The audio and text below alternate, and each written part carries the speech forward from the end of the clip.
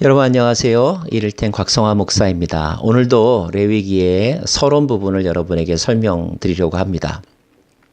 서론을 먼저 말씀을 드리는 것은 여러분이 레위기를 좀 더 쉽게 그리고 포기하지 않고 읽으실 수 있도록 핵심 개념을 먼저 설명드리는 것이 필요하겠다라는 생각에서입니다. 자, 레위기와 그리스도인은 어떤 관계가 있을까요? 레위기는 물론 이스라엘 자손들에게 주신 책입니다. 우리는 영적 이스라엘 백성들이죠. 그러므로 구약의 레위기는 오늘 우리에게도 분명한 교훈이 있다는 것. 특별히 레위기는 제사와 일곱 절기에 대해서 우리들에게 소상하게 알려주고 있는데 그 제사라는 말의 신약적인 표현이 바로 예배이죠. 예배가 얼마나 중요한지는 여러분 잘 알고 계시죠? 그런데 대부분의 교회에서 늘 예배에 참석하지만 예배에 대하여 별도의 교육을 시키는 교회들은 그렇게 많지 않더라고요. 그저 남들이 하는 대로 따라 하다가 자신도 예배를 드리고 있다라는 생각을 하게 되는데 여러분 아십니까? 유태인들은 어린 자녀들에게 제일 먼저 레위기를 읽게 한다고 합니다. 그것은 하나님을 예배하는 법, 그리고 하나님 앞에서 거룩하게 사는 것이 무엇인지를 먼저 가르쳐 준다는 의미가 있습니다. 자, 또 레위기는 그 모든 제사들이 예수 그리스도의 삶과 십자가 죽음을 이해하게 한다는 점에서 의미가 있습니다. 거꾸로 말하면 예수님의 삶과 죽음은 레위기에 있는 5 제사의 의미들을 다 함축하고 있고 또 유대인들이 지키는 절기의 의미도 예수 그리스도의 삶 가운데서 다 재현이 되었으므로 우리가 레위기를 통하여서도 예수님을 이해할 수 있고 또 예수님을 이해하기 위해서라도 레위기의 말씀을 읽을 필요가 있다는 것입니다. 또 한 가지 레위기는 우리가 일상의 삶을 살아감에 있어서 어떻게 살아야 하는가를 가르쳐주는 거룩한 삶에 대한 규정들입니다. 거룩하게 산다는 것이 좋은 말인 줄은 알지만 어떻게 하는 것이 거룩한 삶이냐라고 묻는다면 각각 다 해석이 다르잖아요. 레위기는 그런 거룩한 삶에 대한 기준을 우리에게 제시해주고 있다는 것입니다. 더불어서 그 거룩한 삶은 하나님과 그의 백성들의 그 언약의 관계를 계속 유지시켜주는 역할을 하죠. 그러므로 레위기를 잘 이해하고 레위기의 삶을 우리의 생활 속에서 살아간다는 것은 하나님과의 언약의 관계가 깨어지지 않도록 그 언약 관계가 충실히 이행될 수 있도록 우리들에게 교훈을 주고 있다는 것입니다. 자, 레위기의 기록의 무대는 BC 약 1445년경 시내산에 있을 때입니다. 시내산이 여러분 본 지도에는 8번에 위치해 있는데 그때 레위기가 기록되었다. 레위기의 무대가 된다는 것을 여러분이 기억하십시오. 자, 레위기를 이해하는 데서 또 여러분이 반드시 알아둬야 할 것은 바로 성막에 대한 이해입니다.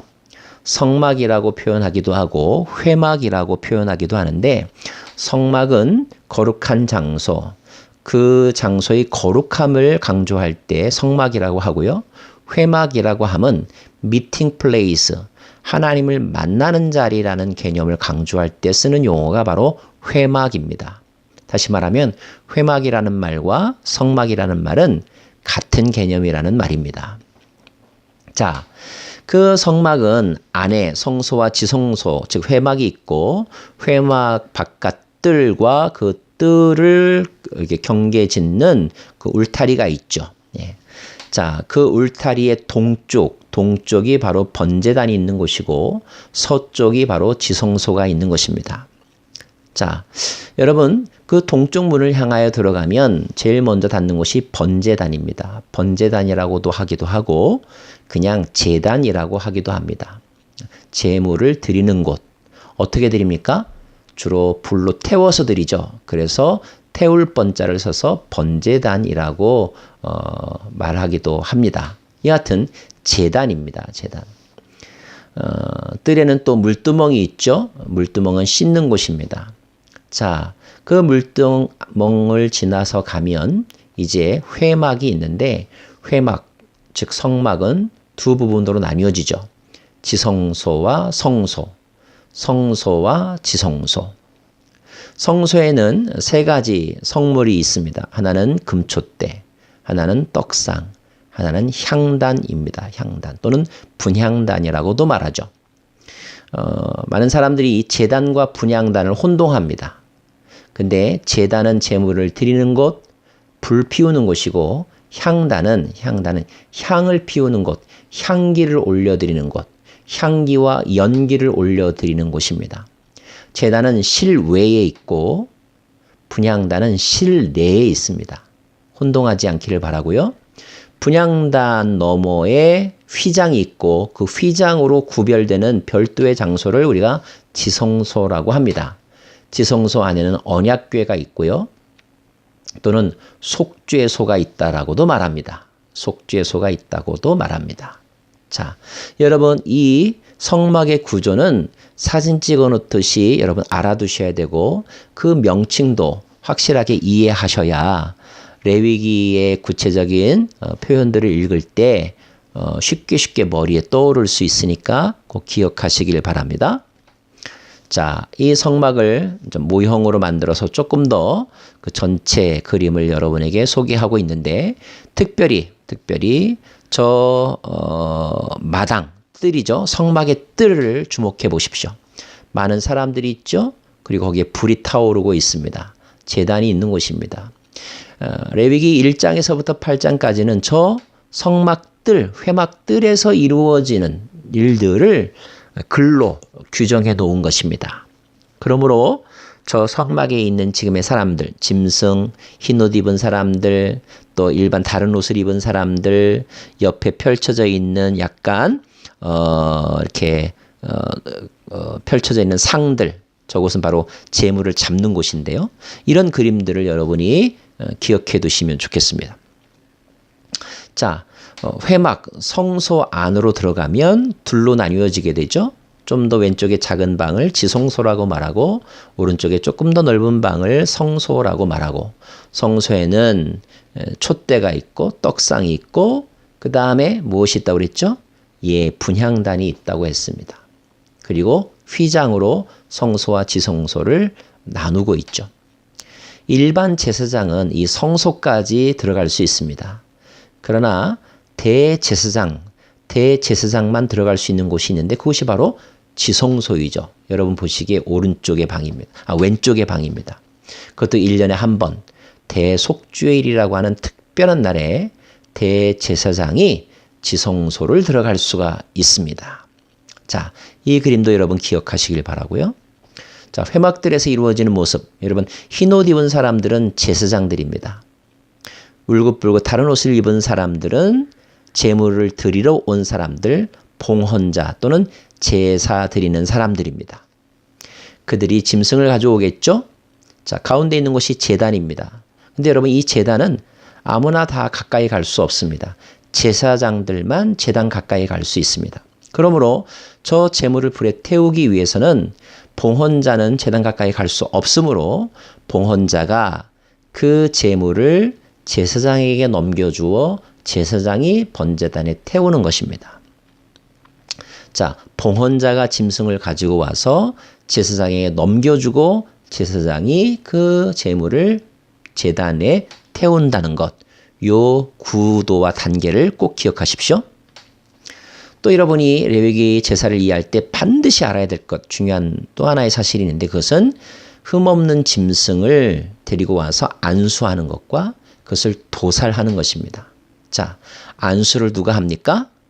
네, 짐승을 가지고 온 예배자가 안수합니다. 자, 그 다음 도살, 누가 도살합니까? 짐승을 가지고 와서 안수한 예배자가 도살합니다. 제사장이 도살하지 않습니다. 제사장이 안수하지 않습니다. 제사장은 옆에서 관리하고 도와줄 뿐입니다. 누가 안수합니까? 봉헌자, 예배자. 누가 도살합니까? 봉헌자, 예배자가 도살하는 것입니다. 안수는 어떤 의미가 있습니까? 내 죄를 짐승에게 떠넘긴다는 의미가 있습니다. 도살은 어떤 의미가 있습니까? 그 죄를 죽인다는 의미가 있습니다. 자, 그런데 그 짐승을 누가 죽인다고요? 봉헌자, 예배자가 죽인다고 했습니다.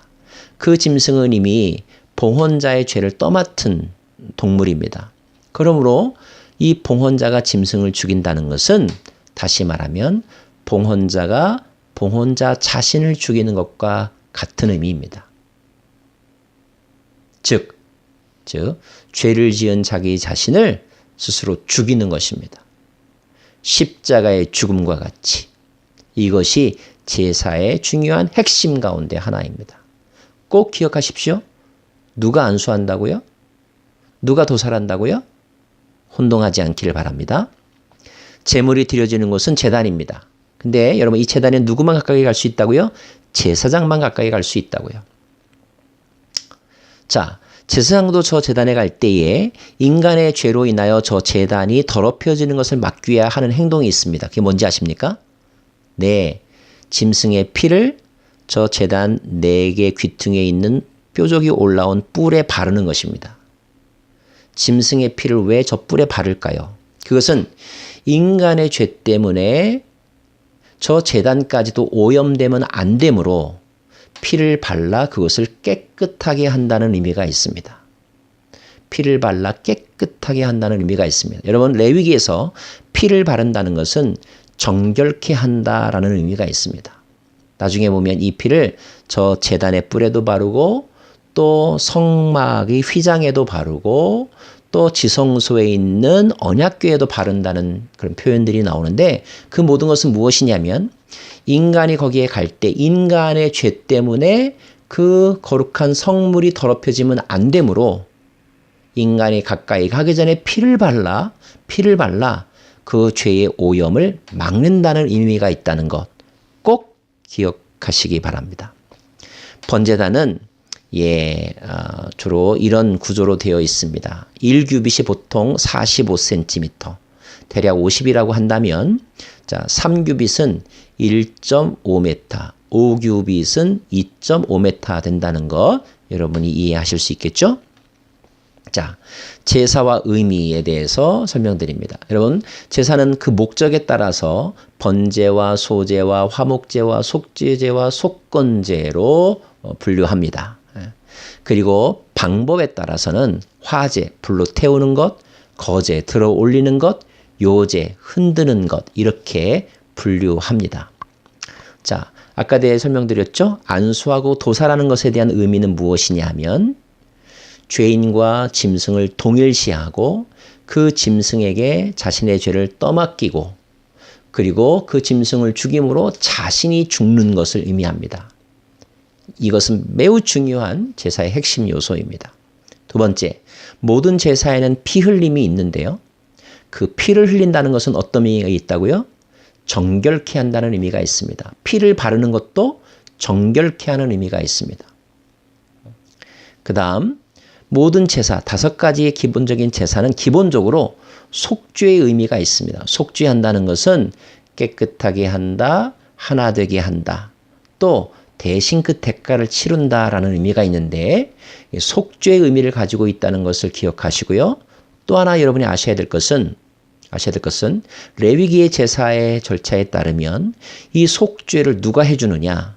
속죄를 선언해 주는 사람이 있습니다. 누굴까요? 제사장입니다. 제사장. 제사장이 속죄를 선언해 줍니다. 제사장이 속죄를 선언해 준다. 여러분 꼭 기억하시기 바랍니다. 여기까지가 기본적인 개념이고요. 한 가지 여러분이 앞으로 이제 제사를 읽으실 때 제사의 제물의 종류에 너무 매이지 않기를 바랍니다. 어떤 제사에는 무슨 짐승 이런 표현들이 나오지만 그 하나하나의 종류에 너무 여러분이 매여서 그것 때문에 탈진하지 않기를 미리 말씀을 드리고 이제 내일부터 번제를 배워보도록 하겠습니다. 여러분 끝까지 포기하지 마시고 도전해 보십시오. 여러분을 제사의 세계로 초대합니다.